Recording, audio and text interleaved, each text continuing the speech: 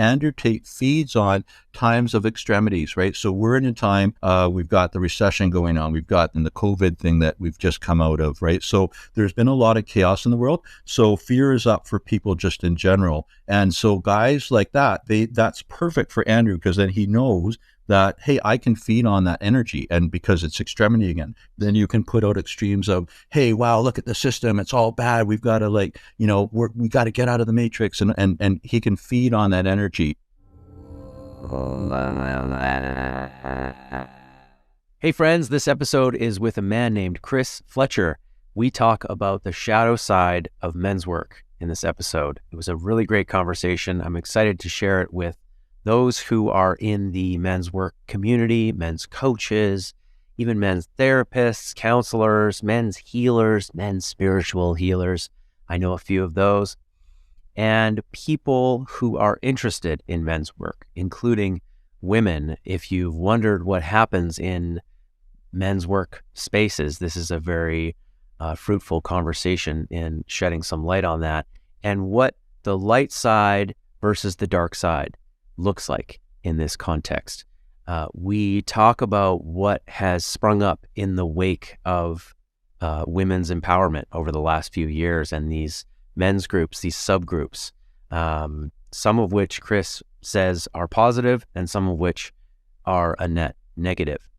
And we talk about how to look out for good teachers, mentors, and communities that have done their work and are on that light side of things.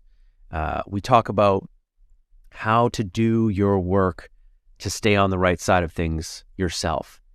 And we talk about the loud voices in the men's space, the opinionated men out there who are, drawing people in to their communities. We talk about Andrew Tate for a good number of minutes here. We talk about Jordan Peterson, and we give our perspectives on those guys.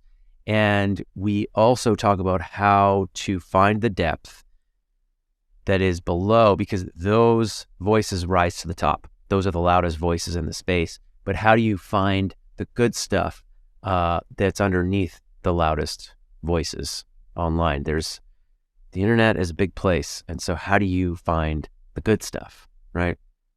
We also talk about the 9 shadow elements of men's work. And we talk about Chris's modality of self-regulation called the 9 rings of alignment, which really resonated with me. So I really enjoyed that part of the conversation, talking about these 9 rings and how they can bring a guy back to balance. He's got a very simple framework for guys to understand. So really stoked to share this episode. I really enjoyed this conversation with Chris Fletcher. And before we get there, know that I'm considering a sponsor for the show, but haven't said yes yet. It's a gum/mint company that is a sort of a nootropic. I'm not sure if they frame it as a nootropic, but this is a caffeine and L-theanine supplement in the form of a gum. And I'm going to be testing it. And if I like it, which I think I might, I'll be sharing more about that on the show. I have been diagnosed with ADD. I've been put on the medications for ADD and then taken myself off of those medications. And I've learned to regulate myself. And I do take supplements and I try things and I try to find better modes of dealing with my energy. Coffee and chocolate have been a really good 1-2 punch for me. But sometimes I can't have coffee, and sometimes I wean myself off coffee, and this is framed as a coffee replacement. And I have found that coffee plus L-theanine equals what sometimes feels like a smart drug to me. I don't always take L-theanine. I take it when I feel like I've taken too much coffee. But wow, is the effect noticeable. There's this smoothness to it. So I'm excited to try that out and share it with folks. The 2 things that I'm running right now while I'm still on partial paternity leave are the Freedom from Addiction Circle, my circle for men who are dealing with addiction and looking to recover. That's on my website now. Just go to evolvingman.com, click the coaching tab and then go down to addiction recovery and click that, and you'll find out all about it. And the Conscious Relationship Council, which is a live relationship course that I teach with my friend Nick Solacek. It's a 12-week course, and that's also available on my website, evolvingman.com. All right, folks, enjoy this episode with Chris Fletcher on the shadow side of men's work. Hello, friends, and welcome back to another episode of the Evolving Man podcast. This episode is for my brothers in the work, for the men's coaches, for the men who are in men's groups, for the guys in the Ark of Brotherhood, for the guys in Sacred Sons, for the guys who are in the Man Talks Alliance, anybody who is in this men's work space. This is also for women who are curious about men's work and have some suspicions about whether it's a net positive or a net negative for humanity. You know, what is men's work and can it go wrong? And how do we make sure that we do it right? And with me is a man named Chris Fletcher, Chris Austin Fletcher. Thank you, Chris, for being here. Thank you. Chris is a family counselor with 35 years of experience supporting families, couples, and children. And he has training in conflict resolution, conscious communication, breath work, somatic, and trauma release, and has a counseling practice called Whole Family Healing. And Chris runs men's groups. He does stuff for teenagers. And I met Chris years ago when I came to his retreat property called Half Haven. A little ceremony there, and what a beautiful place you created there. And I felt,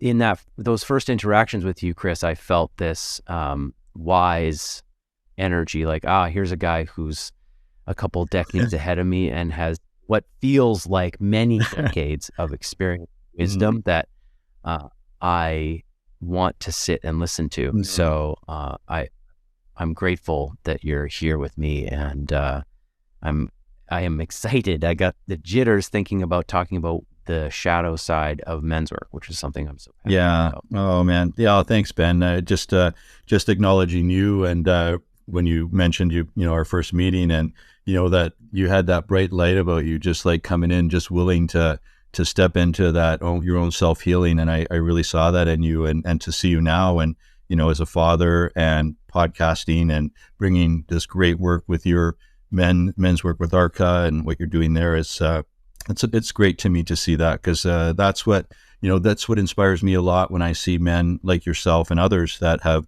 really taken the time to do their own personal journey and then step into that place with the feminine, right, and dive in with the sacred feminine, then into fatherhood, and then into also at the same time going through and doing your own dharma, which I've seen you do and bring in an amazing way. So honoring you for that, brother.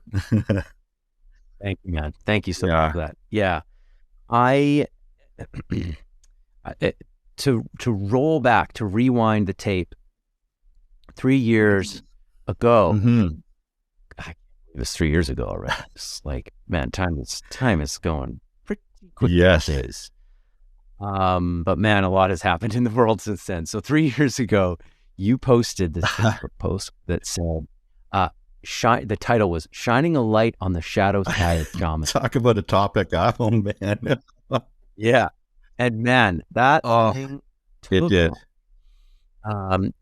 You and I are plugged into the transformational community around Vancouver, BC, community of healers, breath workers, tantra teachers, full gamut. Yeah, totally. All the alternative healing. And this was a post where you shone a light on healers in the community who were crossing boundaries. Yes. Stories that you have heard, first accounts from people about, from women who went to see male healers who then crossed their boundaries and took advantage of them sexually, or used their power positions to gain something with women. And this was sort of an exposure post. And Yeah. I don't think that you posted No. names, but the sentiment of it was, I really respected your willingness to speak out about this thing in a very, it's like king energy. Like, hey, I see this thing happening in the community. I'm not here to roast any particular guy or be out of control with my anger. I'm just going to say what's so here, and I'm going to open that conversation. And from that, there was, first of all, like, talk about a viral post in our local community, and from that, there was all of this coming together, right? Where women's supports groups were formed and legal actions were taken where necessary, and so maybe if we could just talk about that and then into the thank you. I mean, thank you for bringing that up, because it was almost like the sort of the backbone of what this new post was. And I don't do a lot of social media, but when it's almost like I sit and witness, hearing my clients, and I work with couples, I work with men and women, hearing the men at the men's retreats, hearing community. I go in and sometimes mediate in community homes that are having difficulty, right, and struggling. So, I'll sit there and just witness and listen, and I try to find the common thread, because there's always a common thread when there's usually extreme situations, or when there's sort of a predatory or abuse situation. There's always that victim, as well as the strong predatory energy. And also I was seeing also in retreats and hearing, that it was also happening in places that not just, here locally, but, people would go to different ceremonies and for the shamans, and there was that issue going on in other areas, right, where there was drugging involved, and I kept seeing like holy, it's kind of like that thing with the Me Too where it took off, where I says there's a thread here, where there's a lot of women that were actually getting exploited by some amazing type of healing alternative medicine, that was out there, but it could also be turned to that shadow if it's used in the wrong way. So I was kind of basically speaking to that, because there was a lot of women that would come to me personally and were really scared to kind of bring it to the community because of repercussions. So one of the calls of my journey is to be that voice for the feminine, where they don't feel safe to speak up. And I think that's a teaching is that you understand, and you teach men, and I do too, is where do we as men stand up for women when they've been victimized, and just be that voice for them. And what happened, the viral part of it was I kept getting all these, I think I counted over then about 300 private messages from women that were sharing their stories, right? So it took me about a month to get through and get back to all of them, because my commitment was to reach everyone. And what I found was the easiest thing to do was just connect the women together. So I started creating charts, and I saw, okay, the massage profession, the tantra field, the breath work, there were certain, issues that were coming up that was a theme. And then I just connected them together, the people who were, maybe abused by breath workers, or the people who were abused by a healer. And then often it was some of the same people. So they connected, created their women groups. Some of them took some, class action lawsuits. Some of them went for charges. Some of them just went and created a support group. But the beauty thing is, it wasn't my job. I just was the connector. I didn't have to take on, and that's the way I kind of stayed neutral, and also stayed safe with the men who were the predator, because that was the flip side. Because then I got men who had sex addiction, men who had raped women, men who had drugged women. And then, I started working with them, because the goal was hey, let's not shame them, but let's, work with them and see if we can shift them. Because often, as you know, a lot of these guys who've been, done any kind of transgression to a woman, there's a lot of shame there. And often, unless they're super narcissistic, right, they want to heal that. They're looking for an avenue, and they just don't know how to get there. So yeah, that was the context. So that was, thank you for just, bringing that, to its, to its place here. Yeah. Yeah. I like how you didn't take it all on. You approached it as, yeah, I'm going to shine a light on this, and then I'm going to hold some space. I'm not going to be the hero, right? The hero is going to ladies, tell me about all the bad guys and I'll Yeah. get them and I'm going to Exactly. Exactly. you know that's not your role in the Mhm. community. You've already got your seat, and it's as a healer and a space holder for women and Totally. men. And the hero doesn't have a seat at your table, like you can't let the hero drive your bus. Totally. Totally. Because it will lead you to a place that's outside of your Yes. purpose. Yeah. So true. Right.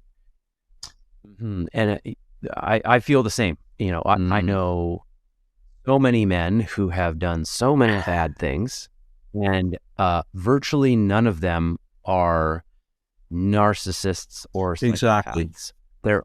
They're all just fucked up in some way. They've got an addiction, they've got trauma, they've got shame, they've got their shadow that controls them and drives their bus without them knowing, and take them to places that they're ashamed of. Totally. And my work with those guys is this sort of deeper work, this safe container to bring your wounds, to bring your shadow, to bring all of you, and to know that is a place for healing and not a place for shame. And taking down the bad guy, because the bad guy is so true. So to kind of reiterate that about what my journey was, I was kind of like that, and I don't know how you grew up, but I was kind of a guy who, as a teenager, my friends were all the misfit friends. So they were the ones that, the guys that were, the fat friend and the bucktooth friend, and I had a little Asian friend and I had a midget friend. And so I was kind of this guy who got this reputation as being that vigilante, that guy that went out and beat up the bullies and took care of them. And I almost died when I was 16 in a fight protecting somebody. And that was the last fight I ever was in. And I realized that path, that sort of, old warrior style, let's go and get them and string them up. And that was actually perpetuating, and it reflects back that vengeance, or that, that eye for an eye attitude is that old paradigm that we as men are actually trying to let go and release. And we can still be a masculine man and still be on purpose and still have that protective nature, but we don't need to do it in that old form of,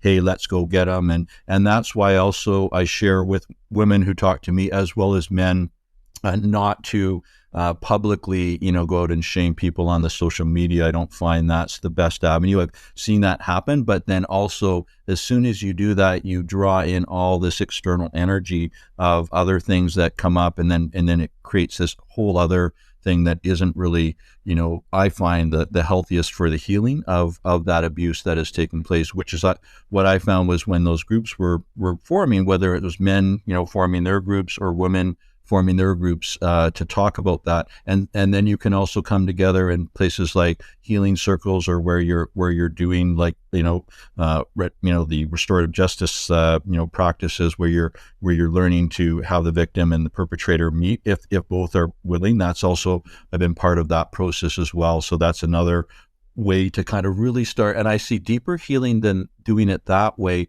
than going through the court systems often, because often you get the victim who's traumatized in court, right? So that was my original thing on starting with the shamanism post, and then the one that was recent, this new one, linking them. It was that motivation of like, wow, there's been all these unhealthy ways that we've dealt with these issues, and also there's been this secrecy. Now it's come out in this strong, feminine experience of like the Me Too campaign about 4 or 5 years ago, right? Where that started, which gave women a voice. But then we've seen this backlash now, like, there's this part where men now, which we can start diving into, which will be the juicy part. But I've seen this huge backlash, not with just, shamans, but, or healers, or, anyone, but there's been this other thing where I think men have gone underground a bit more too, and they're attacking women back in this way. So this is this deeper cycle that I'm seeing. So women finding a voice,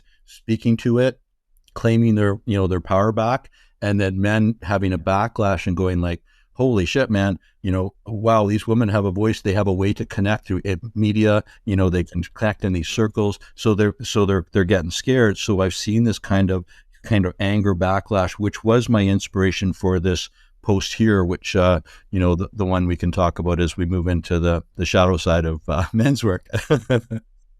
Yeah. So yeah, you just a Sure. backtrack.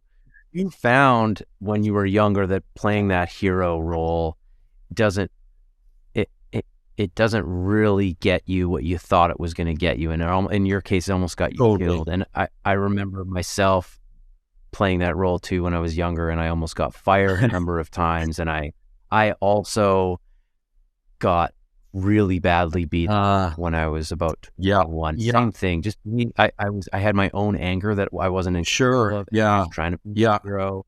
You're probably watching superhero movies too, right? Hey man, look what Batman does. He takes him out in the alley, right? So we're programmed, right, as children, to what is a man, what is like, what's that guy who's going to do justice, invoke justice. So yeah, so Me Too happens. Women have a bigger voice now than they've ever had, and one of the things that you say in this recent post, the shadow side of men's work, is that you saw this uprising of men's spaces and quote men's work, which sort of encompasses a lot of different things. That half of it, in your view, was positive and seemed to be making men better and lifting them up and connecting them to codes for living and honesty and integrity and principles. And the other half of it seemed to be somewhat exploitative and dark. And, so I'd love to hear more about that and what. Totally. So just kind of witnessing it, seeing the Me Too and being really excited, going like, wow, okay, here's a format that women have, and they're posting their stories and they're getting empowered. And then you saw then there's that stream of sort of the public ones, like the Weinsteins and Epstein, and that all of that getting exposed and getting talked about, Crosby, and these different high profile cases that were now being talked about because there was this movement that was happening. So that I was tracking that, and then I was like, great. But then I saw at the same time there was a backlash from the masculine, where I started seeing and how I would know this is my clients. So my male clients would start disclosing, like, you know what? I'm going on Tinder and I'm going to go and exploit women. I'm mad at women because they expose me, or, they shame me on internet, right? Let's say on Facebook, because maybe, he did something like he drugged her, or he did something like that. So they're exposing that, right? And then what happens, the backlash is this guy's going on Tinder and then going and drugging women and raping them, right? Or doing darker things to try and get back. So I kept seeing this sort of, again, extremities, right? Anything, what I've learned in sort of this field, especially whether it's the helping field or the spiritual field, if you're seeing anything in extremes, then that's sort of a red flag to be aware of. So the Me Too was great, but then it got very extreme. Like people were taking it to the extreme of almost this projection of hatred onto men. Men then backlash, and then they're coming back, creating these different groups that I saw. Another one that is prevalent now, they started creating pedophilia, community groups for men. And there's these woman hater groups that are now on the dark web that men can go. Some of my men are on these communities, and these are basically other communities that believe that, males should be able to have sex with children, and that's okay. And then they teach that, and they teach why it's okay. And then you've got men that are on these ones that see women as, just as a product. I think they should just be used as a tool, right? Not as they're not seen as human in a way. So that's that backlash that I've seen more prevalent, where men kind of feel they're boxed in. So then they gravitate to these hate groups in a way, rather than, gravitating to the healthy men's work that is out there. Mm-hmm. Yeah, what I hear and what I'm sort of picturing as you're speaking is that when men feel shame and it isn't witnessed properly, it's not witnessed by, let's say, a healthy community, that turns inside of them and makes them want some kind of soothing, some kind of like sense of control. Yeah. And they go looking for Totally. They go looking for people who understand their pain and have found a solution to it, and you end up with the MGTOW community and these other circles that you're talking about, because you feel seen, right? It's like you do all this men's work, and guys are like, some of the reports that we get from our men's weekends is like, wow, I just really feel seen, and it's been a long time since I felt that way. Totally. Yeah. And I think that men, they do want to be seen in that positive way and move towards that. There's, unfortunately, there hasn't been enough men's stuff out there. So what's happening is you're getting this backlash of sort of these secretive community men's groups happening that are not really healthy. They're based on sort of the old paradigm principles and keeping women subjugated, right? So they're trying to, counteract the extreme of some of the Me Too campaign for all it's good, right? They're trying to, they're attacking that part of it. But then you've got the other part that that's a little bit scary too, which is like kind of what I would call the social media. So that would be like the Andrew Tates, right? So anyone who's going out there, or even, even if you look at some of the Jordan Petersons or the Trumps or the ones that are big in social media, you see that theme of extremities, right? So these guys are really smart guys, and they know what they're doing. They know that how to play the social media, how to get the algorithms moving, how to do the catchwords or their catchphrases. So they're always speaking in extremities and hitting all these different groups that they can access and touch, and then they do their, and I'm an old school guy, right? So I don't know how all the technology works, but they've been very, trained in this area. And so they disguise themselves as being these kind of mentors to men, right? The young men of our world. And I've got guys who are listening, for example, to Andrew Tate. They've listened to, he's got like over 100 hours of information, right? So he's filled his mind. What I try to do when they take mentors like that, and that's their idol, right? They're idolizing, this is where the 9 rings comes in, is try and let them learn that, the power is within them. And anytime they're giving away their power to another man and having them influence them that way, and usually it's because they're lacking something, right? So they're gravitating and they're getting something from it. They're going like, wow, this guy, he's got cars, he's got women, he's got money, hey, right now he's going to be a martyr because he's going to get out and he's calling out the system. But what Andrew's doing actually is he's using all of these, things that some are conspiracy, some are actual truth, some are based on exposing the fears of community and what's going on. He's taking that and using that as his kind of way to hook people in, right? So it can be really attractive. And I do see even men's group leaders who are actually, they love all his stuff, right? They're like, wow. And because it's confusing for men, because he does say things that, that you and I would say. I've listened to him and I'm like, whoa, this guy makes sense in all the way. And then I hear the extremes, right? And I hear the stuff about the women, and I hear the stuff about, how he talks, right? And I'm like, no, of course, no, this guy is like, he's messed up, right? And so us as men who are kind of and it's funny, if you take a woman who's conscious, you put a woman who's conscious and empowered, take your woman, take my woman who partner, right? You put them and let them listen to someone like that, and they're like, like, disgusting, get me away, right? So it's only attracting the people like the young girls who are disempowered, who need to look up, like to have a daddy figure, or that has money, that external way to get value. And then for young men who are disempowered, who are crying out for something so they're looking for that external power, but it's not coming from this place from within. Yeah, and he's got this kind of like punch to him, right? Like, yeah, you system, right? And that's a lot more exciting to a 20-year-old, to a 16-year-old than some of the messages that you and I are carrying. Right. A lot more about balance and grounding. Yeah. Acknowledging your light side, acknowledging your dark side. Yeah.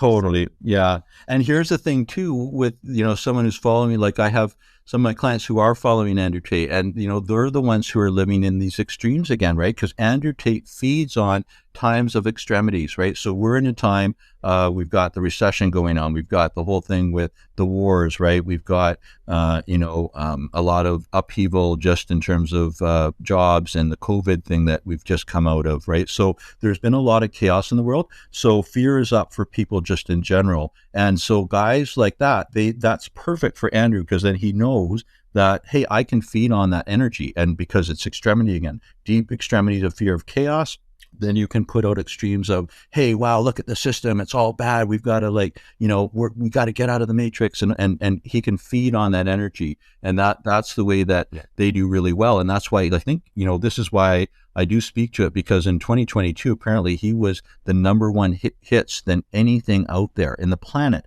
Right. So that's scary to me. That's scary. If that reflects our society, that means our society right now is in a deep state of fear. If that's where the hits are going, that means that we're seeing this extremity from the deep fear within society, so all around the world, to people who exploit that and take advantage of that. Yeah, he is an archetype that rises in the vacuum that's asking for a guy like him, right? For sure. People said that about Trump, is like, you can see what's wrong with the country.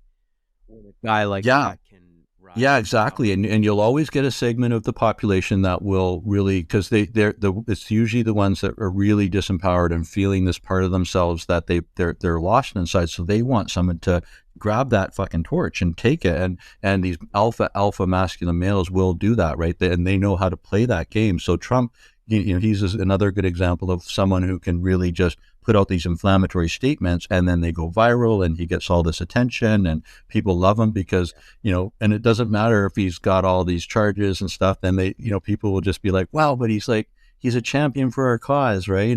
And so it's a difficult time to be in, but that's why I feel like, the work you're doing, the work I'm doing, and the men who need that work, the men who are ready, then it's like, hey, let's support the ones that are ready and let that spider web.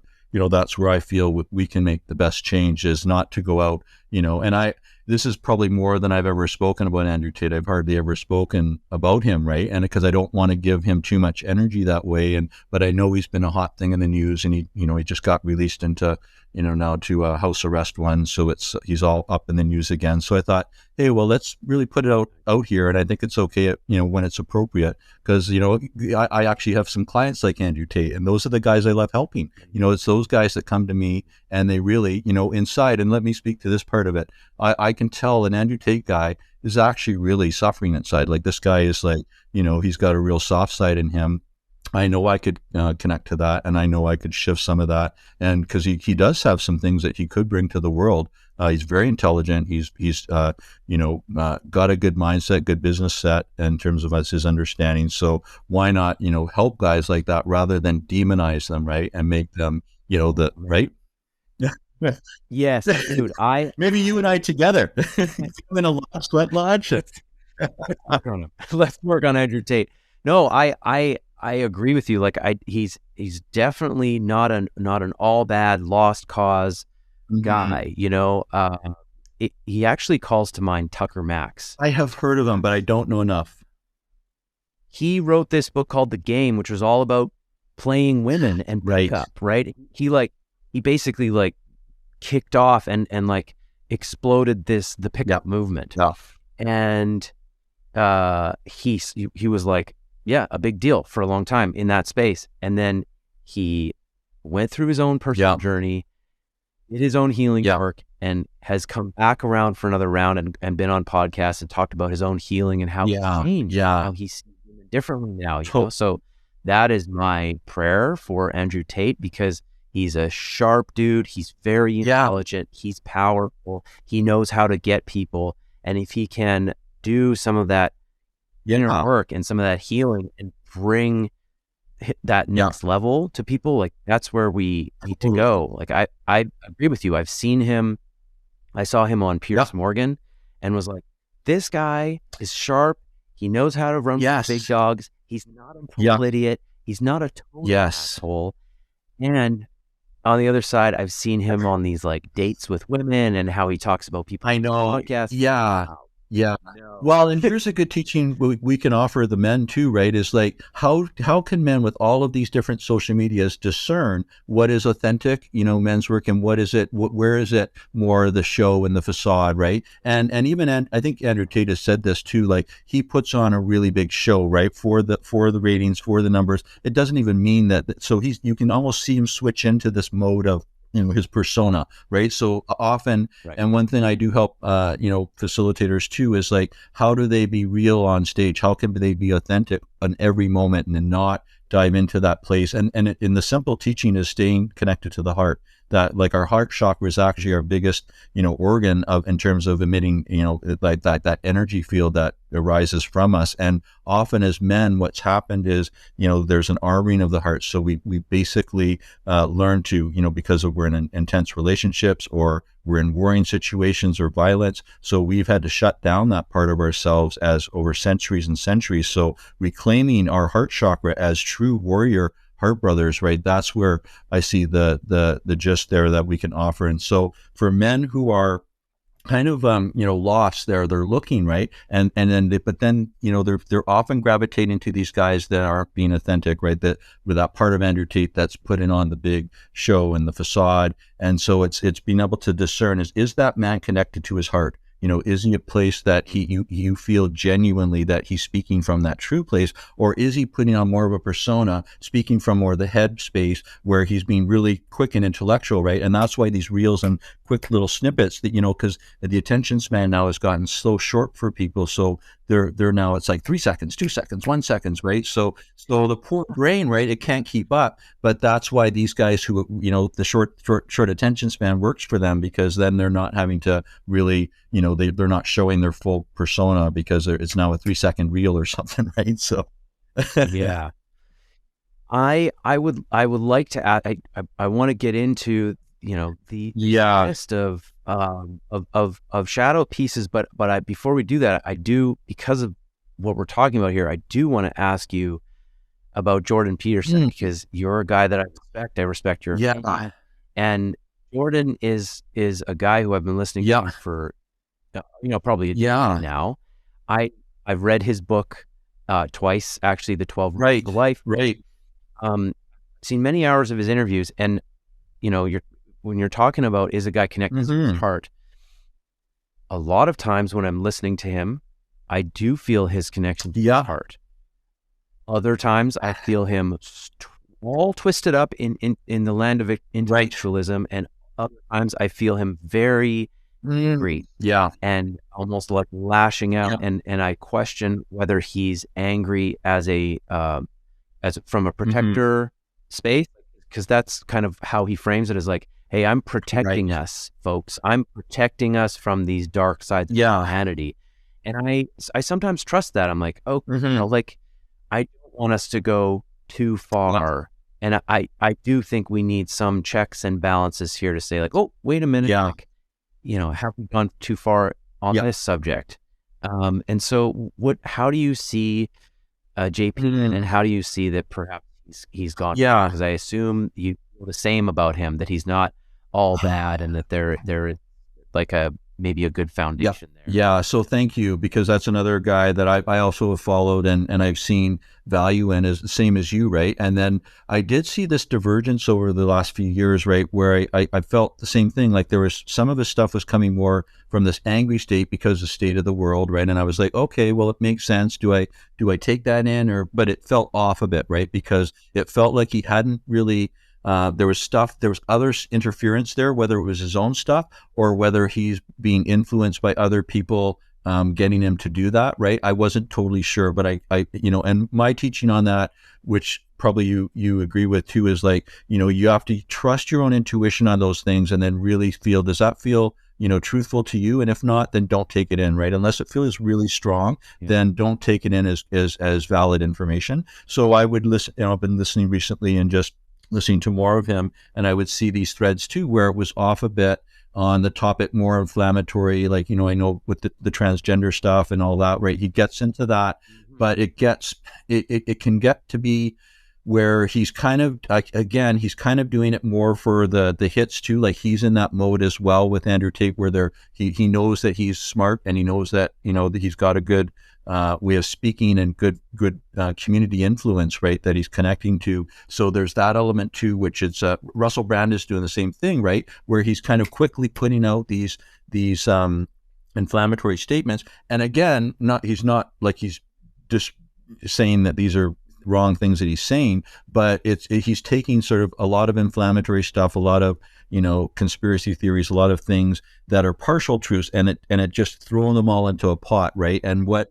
I find then, that's another red flag for me, as again for men to watch out for, is to, when people are throwing out these inflammatory extreme statements that are not versed in the study of all perspectives, right? Like, honestly, we have to look at every perspective. Like, that's why I do a lot of predatory and victim and work with both of them, because those are two extreme perspectives, right? And then I'm trying to bridge that and help the healing so that both of them can come and break the cycle of it, right? And sometimes I find with these guys, what they're doing is they're actually inflaming their people or their clients or their community, rather than helping the healing process of what we need to do as a society, right? Because one last thing I'll say about that is, on the bigger, we're looking, if this is what's going on, if this sickness a bit that I see is going on in the world, it's impacting people. So we have to start changing from within, change our own inner sicknesses and healings, and just shift that.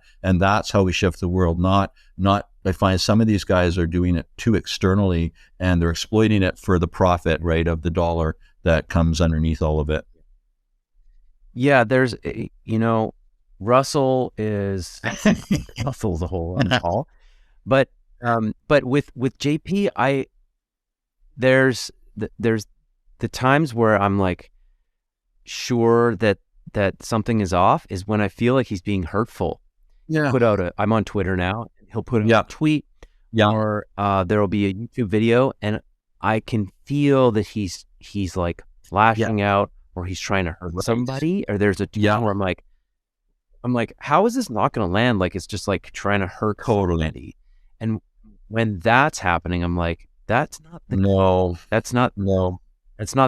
grounded father. That's then you're feeling that there's another ulterior motive or something going on. So, and it may, let's give him the benefit of the doubt. Maybe he's not fully conscious of it, and he's doing it from a place of his own inner anger that's not integrated or whatever, right? So that could be the case, but there could be a combination of that going on with some other, when these guys are in this big a media realm, right? There's so many influences going on. It's almost, for us to dissect it is almost too confusing, right? So I just say, hey, trust that deeper gut feeling when you feel into that, and you're really you exactly how you described it. That's kind of what I've been going through. Like, sometimes it's like, wow, bang, he's right on, and other times, no, this is not ringing true, or the statements, right? Then that to me is like, okay, I'm not really going to take too much of this because it's not really authentic to me as the way it could be. It doesn't mean he's certainly gonna then, to people who gravitate to that, he's going to get, a rise out of that. And that might be one of his intentions for some of the extreme comments, because their comments is he's going to get a charge, right? And then that gets people riled up, and then they get hitting and tweeting more and doing all that fun stuff. I think as a creator, reading your comments and your feedback that you get back from people is actually, right? Like, when you're at that level, when you've got many millions of followers and you go reading your comments, there's always haters, and there's always people who are going to cut. They're going to, and in JP's case, like, you have people who literally attack and make your family feel unsafe because they feel like your ideas are threatening their existence. And so what I feel like happened with him over the last few years was he, was reading comments, but also getting hate mail and getting a lot of this negative feedback that was overwhelming for the system. And like, I feel like he's protecting himself when he's lashing out like that and bringing that anger. And I get it. I get how that would happen, because I certainly wouldn't want to be in his shoes, holding the intellectual positions he holds, because they create so much backlash. And so I feel like I understand how it's happened, but I don't. Exactly. The best thing I've heard is Joe Rogan's telling him, hey man, don't read your comments. Don't read your YouTube comments. Yeah. And I actually, speaking of Joe Rogan, he actually has a pretty good philosophy on that. Like he's there he is, he's in the big realm, but he's managing to navigate through some pretty heavy topics, right? And so there is some learnings there that I see, right? Because again, when you go in the extreme, like if we look at the Andrew Tater, where JP has gone, again, there's some backlashes that can come from that. Like you said, like there can be the death threats or the things like that go on. Andrew Tate, right, he had to go through this whole jail experience. Trump is going through, indictment stuff. So anytime you do that, there's extreme consequences as well. So Rogan, he floats on the edge, right? So, but he's managing to take on some big stuff and then still stay in relation with a lot of different people and getting himself, a large following on Spotify and other modalities, right? So no, all to him.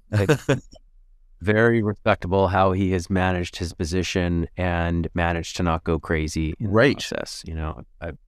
I have listened to probably thousands of hours. Yeah. From him I feel like I'm starting to get him as a human being, and there are some really useful pieces that he's given me in my life. And he was part of my motivation for starting the podcast. Yeah. I was like, I didn't know where my podcast was going to go. I just started creating, Yeah, good for you.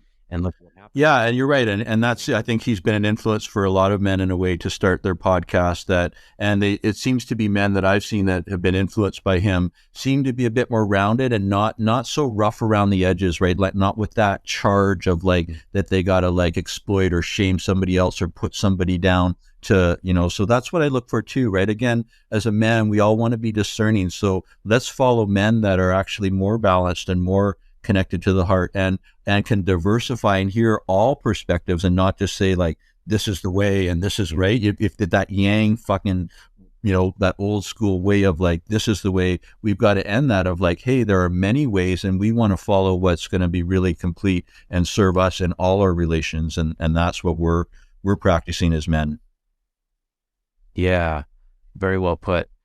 So you named in this piece on the shadow side of men's work, you named 9 sides, and maybe we don't have to touch on all of them or dive deep into all of them, but I'm curious if there's a few that you'd like to I pulled it off here. I printed it off too as well because and it's funny when I write these, my partner Jen will be away somewhere on some retreat somewhere and I'll just be finishing and both times 3 years ago with the shaman, Shining the Light on Shamanism, I just finished a men's retreat and I was in this really open space, similar to what you had just been on this, when you're raw and you're open as a man and you've dived deep into addictions healing and healing shame. And so I'm holding space for 16 men and I'm in this raw space of this openness. And that's when I wrote the one 3 years ago. Same thing here. I just wrote it and it just comes. And it comes in about 1 hour, right? And it's this whole article and I'm, what the hell, man? What happened here, right? It's almost it's, all of the pieces of the puzzle just kind of come through the funnel of my crown chakra and I just boom, and then it comes out in a writing and then there it is. And I'm holy. And the joke is okay, I write okay, but I'm not the best with grammar and things like that. So I put it up there. What wasn't even edited. And I had all my family and friends going hey, would you like me? It's wonderful. Would you like me to edit it for you? And I'm oh yeah, and they're all knowing Jen's away right now. She's not going to edit it for you, right? So this is the raw material of me coming out.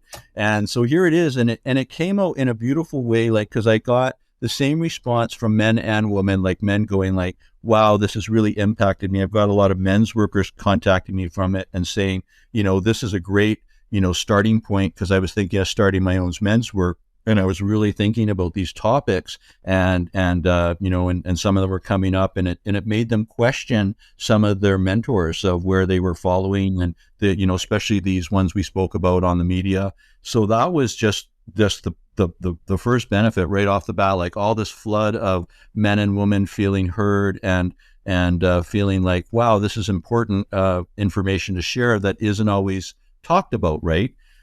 So, I mean, the first one was that I find, which we've already talked a lot about, the shame game, right? That part of where if you're involved in men's work, or you've seen it on YouTube or on these influencers, where they're using shame, whether it's shame of women or shame of culture or shame of another man, or that put down, there's a number of men that are like that are doing that, and I've seen, and it's like, okay, I would definitely say for men in general, because we're trying to heal shame, so we don't perpetuate it by shaming others to heal our own shame. That's actually the negative cycle, as we know, that often we fall back into as men. It's like, I'm going to shame my brother or shame a friend because I feel shitty about myself. The way we shame it is we speak to our own shame in a safe container and let it go and let it be seen, and not let it run our lives anymore. So number one, that seemed to be a big one. Any comments from you on that, or your experience with that?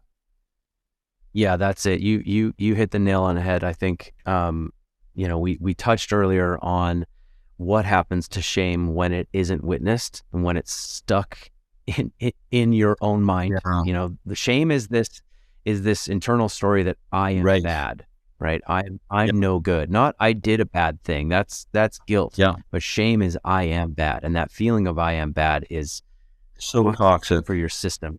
And it will fester and turn dark, and you will look for a way out, and you will look for a way. Almost like, I think in a way, if you're not liberated from that, you will look for a way to almost prove that. Yeah. Okay, I'm bad. I'm just gonna fucking be bad, and then it twists and you become. It's Yep. All of the extremes are exactly that, right? Like Columbine or anything like where there's extreme, like killings or things like that. It's often a result of these people have this heavy shame, or things that they've been bullied in school or whatever, right? The young ones where there's been school shootings, that's the same thing. Now there's a new ones with the transgender. So all this shaming that's going on with sexuality, with people, with body image or whatever, that's been a huge piece right there. Then not to mention psychologically, all the mental shaming that goes on through internet shaming, cyberbullying, extortion of big one right now is the dick pics and the chick pics and all this stuff, all this nudity stuff that's getting extorted. So there's all this kind of heavy shame now, not just from our old paradigm, but the new paradigm of technology has created this way of, we can get terrorized and tortured through the internet and shamed in a way of, and using, people now are using blackmail for people's personal videos or photography, right? So how do we heal that deeper part of us when there it is? It's still prevalent with technology now. It's thought, oh, maybe we're getting better, but nope. Now we've got new things to deal with as well, with the shame, right? The shame game. Man, the pace of how things evolve compared to our tools for dealing with them. Yeah. Oh my God, we could have a whole podcast on that one, right? Of like the way of like where I grew up, where there was no internet, and it was like you'd get a Playboy as a teenager. That would be your main form of sexuality. And now, you've got kids at 8 years old who are addicted to pornography, and the whole thing for men and sexuality has been hugely influenced by the internet. So now we're in this place where, now we have to deprogram them from what they've now, working with a lot of millennials who've now had, internet porn influence from 10 years old, and now they're 25. So what do you do with a guy like that, who his primary image is 10 minutes of Pornhub, where he's just witnessed, some girl being beaten, and that's how he gets off, right? And now he's impotent, right? So now I'm working with guys like that are like, completely useless in terms of lovemaking and connection to a woman. Now they're a place where they've now, and my antidote for that one is self-tantra, actually just training yourself in sexualized, self-tantric practices that allow yourself to really master your own sexuality without the use of porn. And got a really good success rate with men who've been addicted to porn, and then, first get them off 30 days clean, get them on practices daily, get their, perennial, really strong and vibrant again, and then getting them to cycle their energy so they're not getting addicted to the ejaculation. So that's a whole piece on sexuality and men that I've really found there is ways that we as men, good men, can teach them in terms of how to master their own sexuality so they're not leaking it out into the addictions to porn, or in exploiting it to their partners, where they're acting it out on their partners. That's a big one. That's actually very timely for me with some of my clients. So I want to talk more about this offline. For sure. And yeah, so shame game. The next one is shock value syndrome, which is, another thing I think that we probably touched on already. Right? Totally. And I think that would just speak to what we just shared about the social media, right? And just the different influencers where you see these quick fixes or quick kind of snippets of things that, this is where you want to be discerning. If you're seeing stuff that's inflammatory and extreme, then, it's more just to get you hooked in. So that's that thing with the social media piece where everything is getting it's hooks. How do we hook people in? So that extremity of men, and often what I find is those male influencers or men's work that are online, they're hooking you in with the things, but the training or the depth of the knowledge of how to really shift men and support their healing is not there, right? It's this superficial plan, and then they get hooked into a program, and then it becomes all about the dollars again, right? Like, sign me up for your online program, and but it's this flimsy little program that is not really, so then what happens is the man goes and takes it, and he has some similar small changes, but then he's like, hey, this is bullshit. And he goes right back to the dark porn or the dark men's group that gives him more, and this is the thing, the way we change it, we have to make it more exciting. That's why I'm teaching the self tantra, because if we don't have something that's better than porn, our guys and brothers, they're going to be stuck on this bullshit instead of having an enriched lovemaking life, or having a place where they master their own sexual way of being. So that just learning about that shock value of making sure, and often men will use sex, power, money, right? Anything that's inflammatory. The typical thing is when you see a guy with the 10 cars and you see the fancy things and the statements, then that's a sign that it might not be the most depth that you're looking for in terms of your own healing. I don't know how you speak to that. Yeah, well, and there's also this phenomenon where that stuff rises to the top on the internet. It does the best. Totally. Because I think, or partially because humans are more likely to reach for a drug that can fix something, rather than take a behavior or do the hard thing or eat right? We'd rather just keep doing everything the same, take the pill. Yeah. And some of this content is like that. It's just like the one, like you said, the 1-2 step, and it's boom, it's done. And I'm only selling you for $95. My wife was looking at breakup programs because she has a breakup program for people to do their own healing work after a breakup. And we found that there's the stuff by far on the internet that shows up first in the results is this, get your ex back, get my ex back now. There's one called xbacknow.com.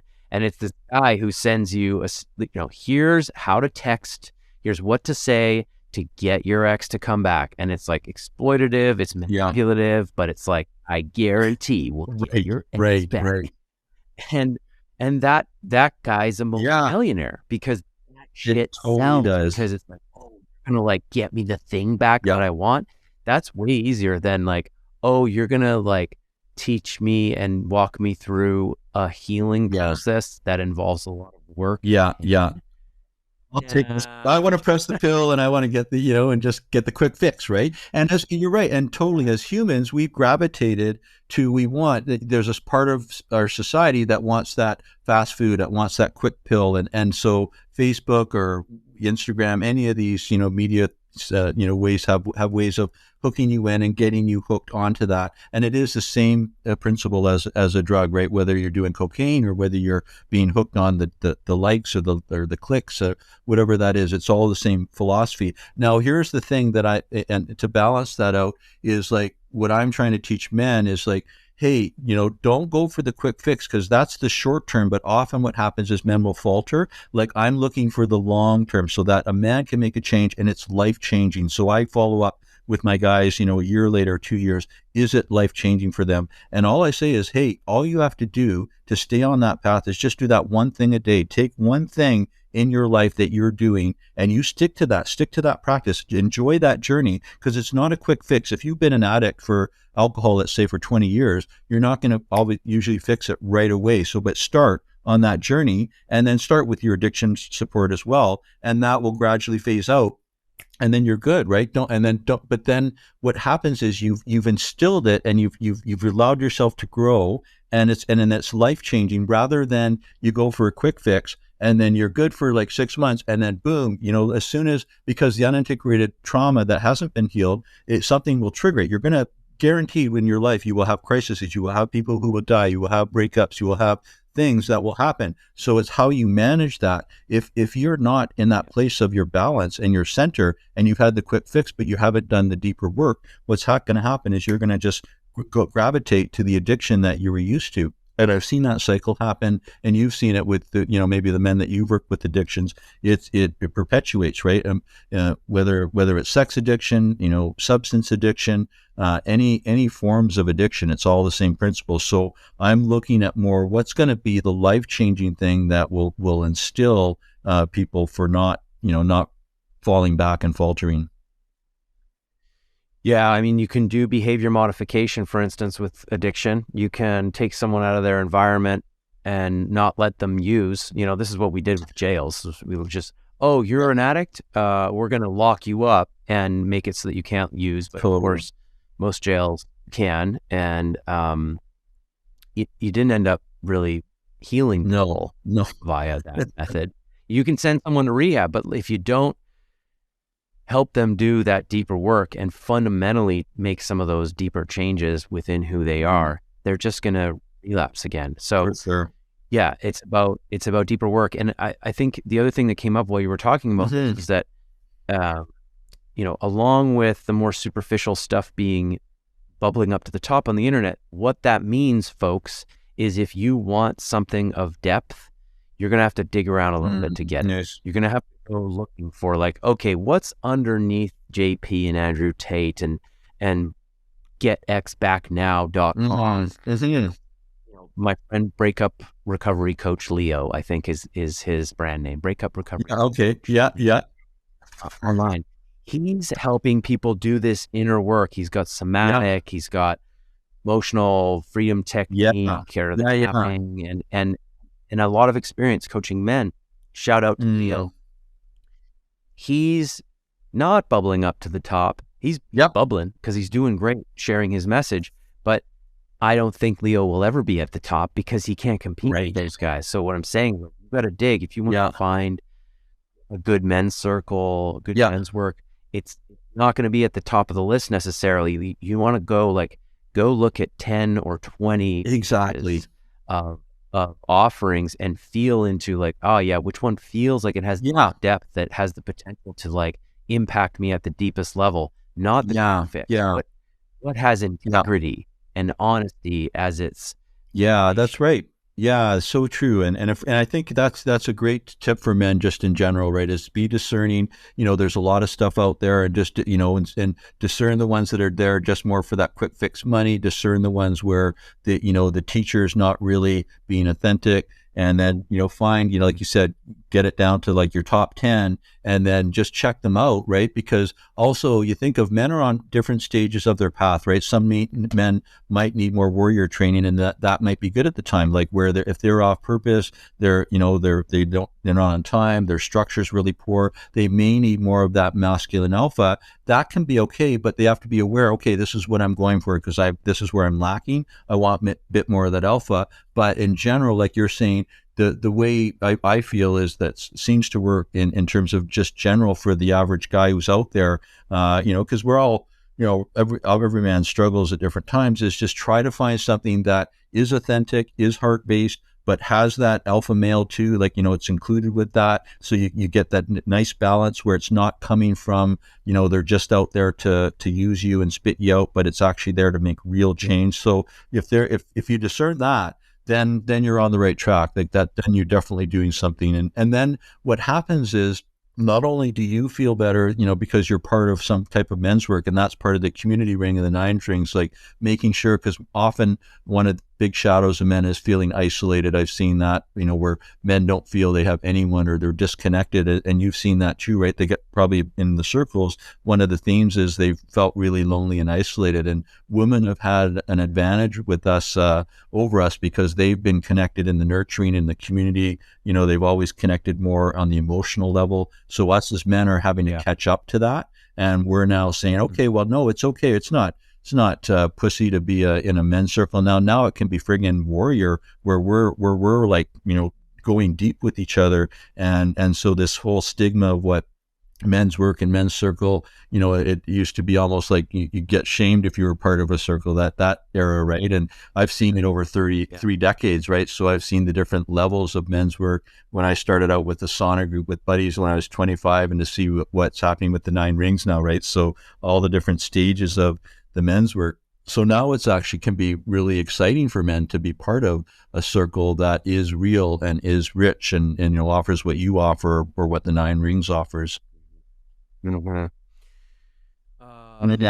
So, if you had to pick your other, let's say, top 3 or 2 or 3 pieces of the shadow side out of the 9 to share here with me, because I know which one would you pick? What do you think the world needs? Well, I was just looking at a couple of them. Like, I had number 3 there as the fear factor. Number 5 was the extreme factor, and we addressed the extreme factor. So that to me is really important. Anything, being aware of where they're just taking an extreme view or perspective, right? Whether it's your mentor, your teacher, your facilitator, the Instagram influencer, whatever man is doing that, be aware if they are, there's usually ulterior motives with that. So look for a man that is actually aware that we have to be aware of all perspectives. We have to acknowledge them. We may not agree with them, right? And this is the basic teaching within couples, right? We recognize there's different perspectives. So if men's work is teaching these extremes, and we have to subjugate women or put them in a perspective, right, at the extremity that they're not equal to us in any way, and use them as a product, right? That's extreme, right? So that should be a red flag for a man. And we're looking for a man that honors, hey, the feminine and not my brother, they have their own perspective. I need to respect that, and I can stand up and have a voice and speak to that, but I need to be able to, know that there's balance within that. So that balanced perspective that honors,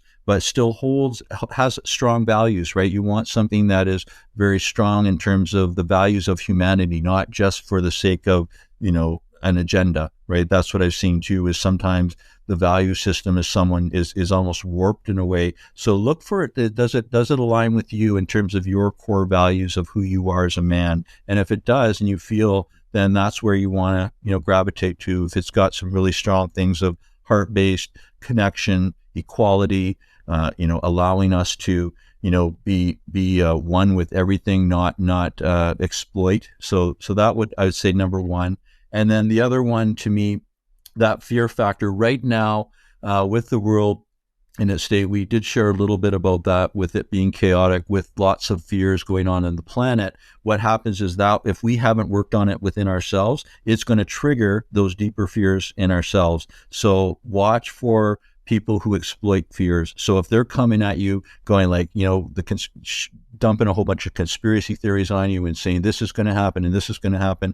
Yes, we know there's things are happening in the world. We don't have full control over that, but what we do have control is we can control what's within ourselves. And the primary thing is to control our own inner fears. When we do that, that will then expand, and then we're going to gravitate to those groups that are not fear-based, that are not going to come from that place of, the authoritarian place where they, I've seen that too. Some of these men's group are they're forgetting about the heart-based work, and they're just doing that sort of military style where it's like, that drumming, like just fear. So what's happening is, for men who are often healing shame and they're just going that route to get that, they're having to shut their heart down more. So they're actually perpetuating. And then these are the guys who they go when they get the sort of that structure, military training, but then they come back really messed up mentally, right? And they're going into some mental health stuff, and then that can gravitate to abusive women and other shadow parts.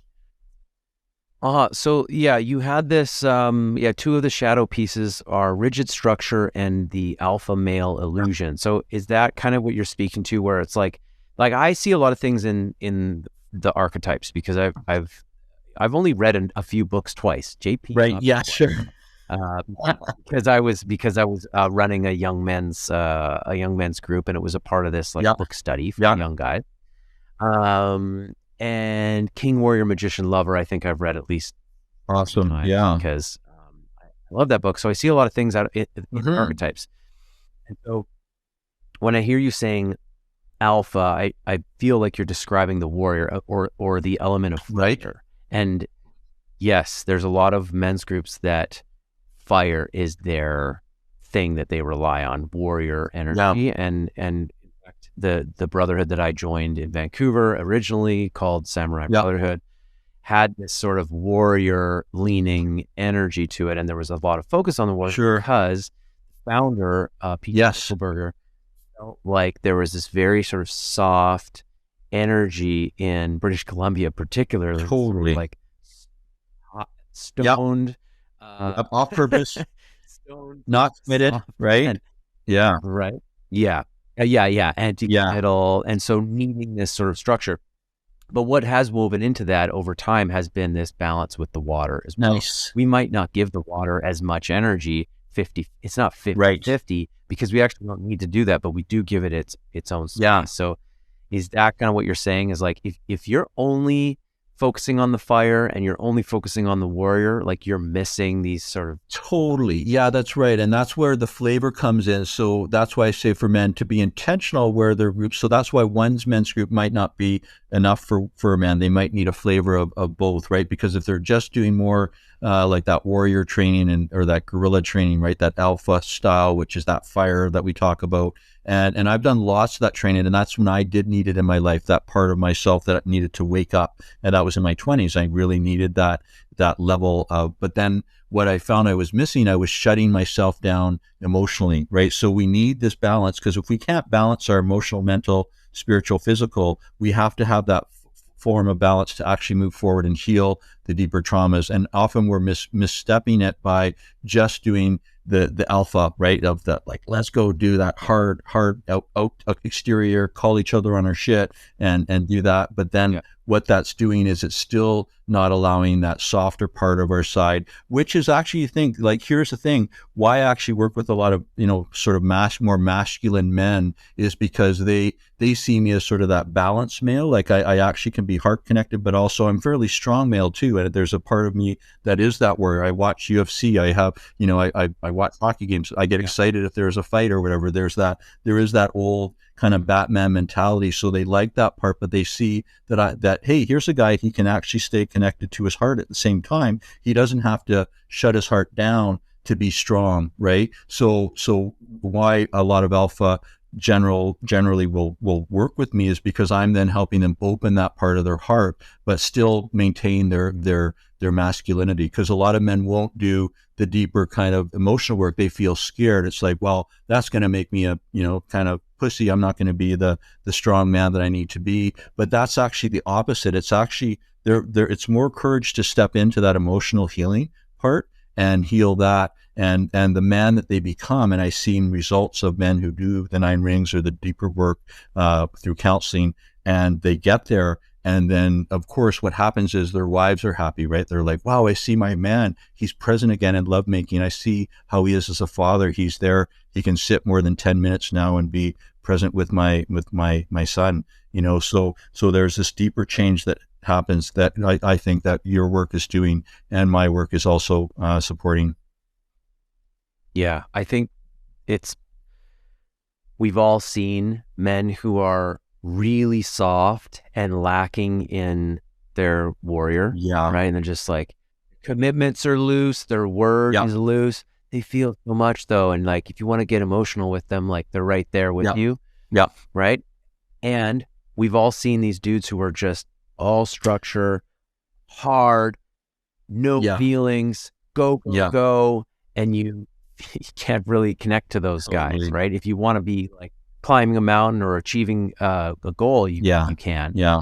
But there's this piece missing, and you're right that the alignment of both of those parts within each Yeah. person, resulting in your own unique energy, is how you integrate. That is the You got it. integration of two sides, how you bring about the Yeah. king, which is the Yeah. like a guy moving the chess Yeah. pieces. He's not just relying on one thing all Yeah, the time. yeah, and you're moving from, as a man. It's a sense of moving from that deeper knowingness. You're not moving from reaction to things. You're not moving from a place of trying to get something. There's this deeper presence in you as a man that you step into, and so it affects all your relations. So your friends will see that. The men's work in circles will see that. The woman that you're with, the community, they'll feel that energy, and it's just a sense of being able to be present with all of those emotions and feelings and your strength at the same time, and not having to put on any persona or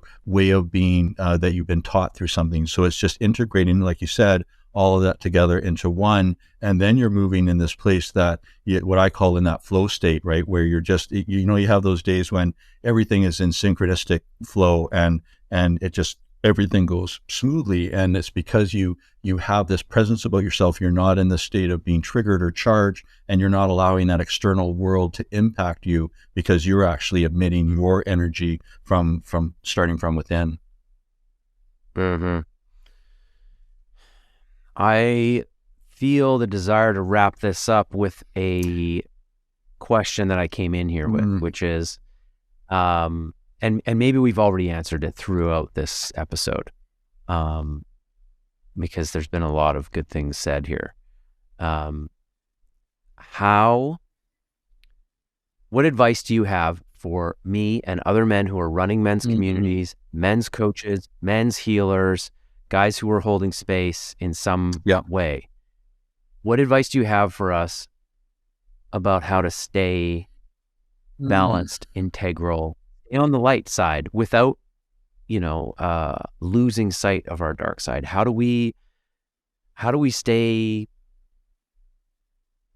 on that light side? Yeah. How do we stay good? Yeah, thank you. And I think that it's a perfect segue to, my purpose in life right now is basically bringing the message of the 9 rings of alignment.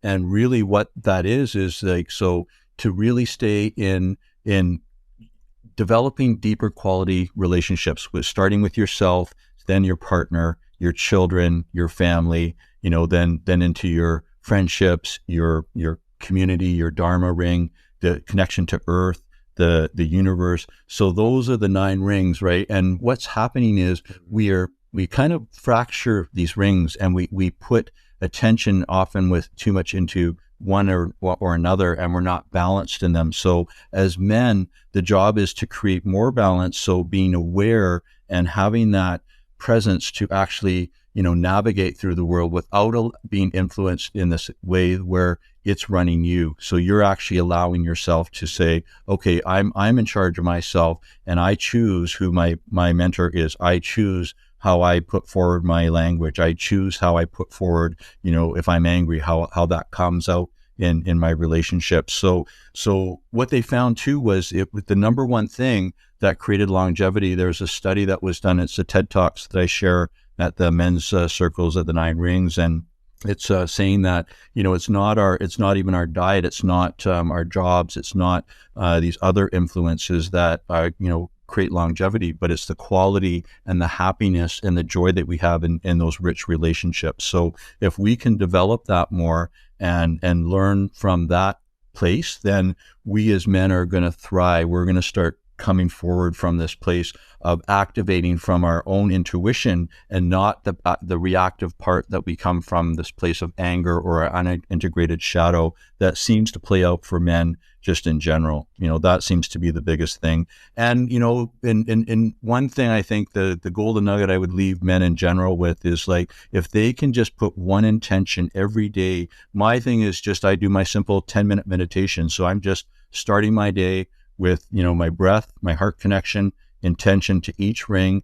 I do a little scan, and it shows me, basically will activate my own intuition, and it will guide me, and it'll say, okay, today I need to put, a lot of energy in the Dharma ring. I need to be on purpose today. This is an action day for me. And so if men start doing that, that's the journey of healing. That's where we actually bring balance back to our life, because men are often starting the day of like, wow, they got kids screaming, they got chaos going, they run for the coffee, they go on their phone, they go at work, they're busy all day. So they're in this state of chaos often all day. So they're looking for that place of more calm and balance where they can find that. So I'm saying, hey, start with from within. Do that practice for yourself, whatever that is. More self-care as well. I'm finding a lot of men are not taking the time to do that and encode that into a daily practice. So that would be the other piece that I'd say is like create a ritual and practice for yourself that will create that more balance in your life and open the heart more. A lot of the men are often, getting caught in the screens and the social media, but it's shutting down their heart. And that's another shadow of the screen images.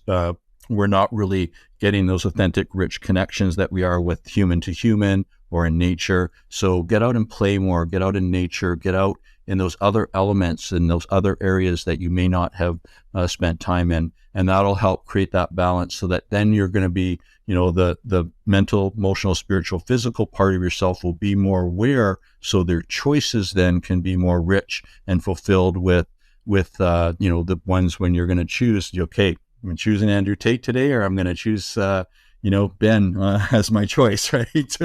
And every time I choose you, brother. So,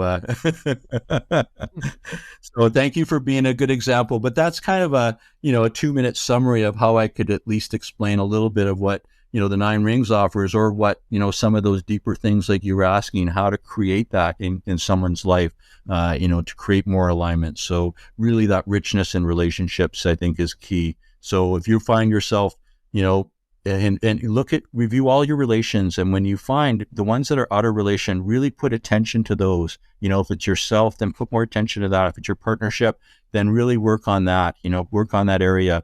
If it's in work and you're unhappy, then put attention to putting yourself and getting yourself in a better environment. And I think if men get more of that, then they're not having to defend themselves so much. They're not having to be out of relation and living in this state of crisis. They're actually creating more balance of like the relations are getting stronger. They come back to center, and then boom, they can move forward in a healthy way. Right.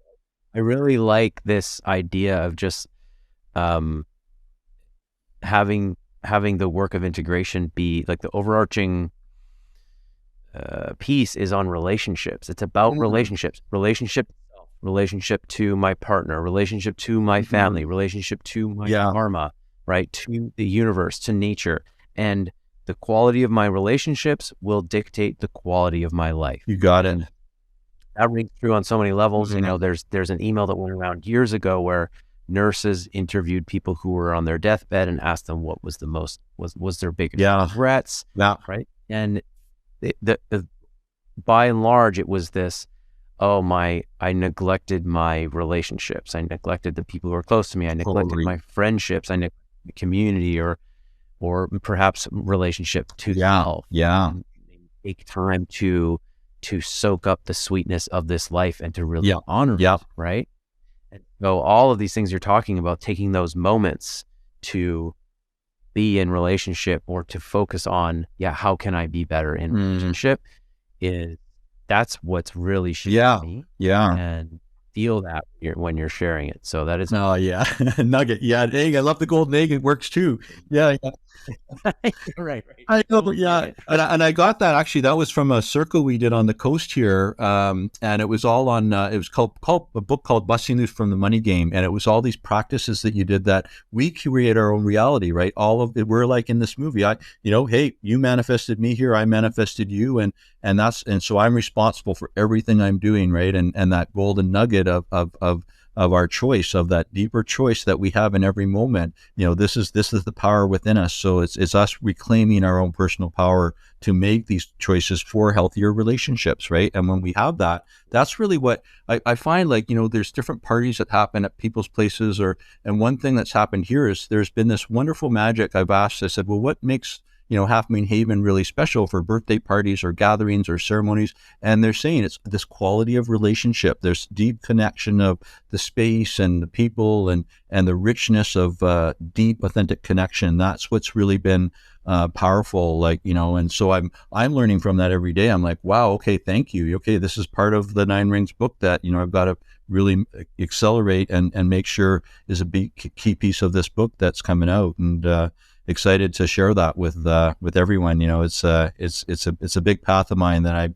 I've been on for 10 years now, and it's like, okay, beta test is over. Now it's time to, really get it, bring it. And I appreciate you're bringing this stuff, because when the world is in this bigger state of, chaotic energy that's going on, it's so important that we're bringing information like this to support people that are really ready to receive it. And then it helps them in their life. Right. And you've seen it. I've seen it, the families, the men, the children that it's helping, because we're not just working with men. When we do that, we're also impacting all the extended family as well. So a ho to that medicine that we bring as brothers.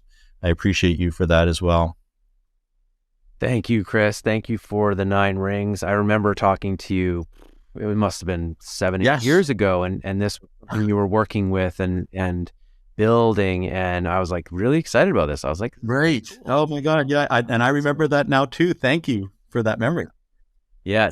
And so now you're reading this book, and I'm very excited to read it. I'm excited for it to be out in the world. And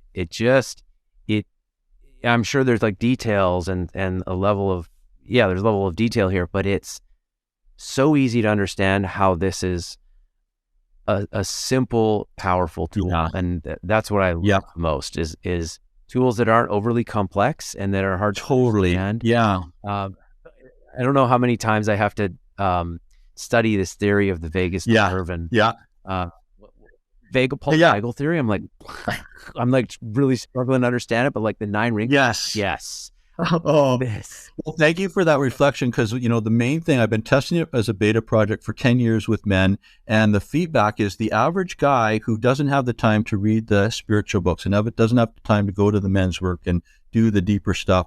It's just a simple tool, and the quickest story I would share is this guy, he calls me, he goes, I heard about the Nine Rings, right? And I'm like, oh yeah. And he goes, well, I'm in a real crisis. Can you give me 30-minute session downloads? So I give him the gist of it in 30 minutes. I give him the meditation practice, and he was a suicidal man, and he goes home.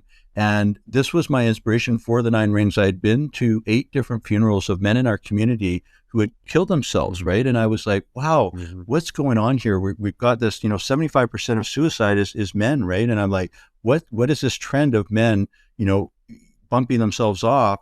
And I found every single one of these men wouldn't have, they're good men, but they're basically, they didn't have a tool, or they didn't have a practice. So that was the inspiration at that time. And then when it came, this was one of my first clients I was testing it on too. He goes home, he has a gun, and he has, he had already taken pills. And I'll finish a brief story of it. And basically what happened was he called me, and he had done the Nine Rings, and he stopped at his children ring. And he basically said to me on the phone, he goes, I was going to shoot myself, but I was in the children ring and I saw my children crying, and I just stayed with my children. And I was like, I can't kill myself. I can't reach out, but I know in my heart, I can't kill myself. So he, just through his breath, him contacting me on the phone, quick download of the Nine Rings, he does the meditation, and he pattern interrupts his death. I was like, holy shit, man. If that is the only thing that happens from the Nine Rings of alignment, I am happy and I am grateful if I do nothing more from this. And he's been a huge inspiration from the beginning. 7-8 years ago, when I was developing the programs, I was like, okay, well, if this can help this man when I'm at baby stages, now it's refined, and I can help so many more men, when they're in that despair, or when they're just in that choice point of not knowing, which path they should take, right? So if it can save a life and as a practice, then it can also help relationships, right? When you have to make that choice point of, do I go intoxify in my partnership, or do I choose to step into my power and come back with my heart open and heal that relation with my beloved, right? Or my child or my family. So I've created a whole series of practices that support the essence of the 9 rings, which is creating healthy relations in every relation we have.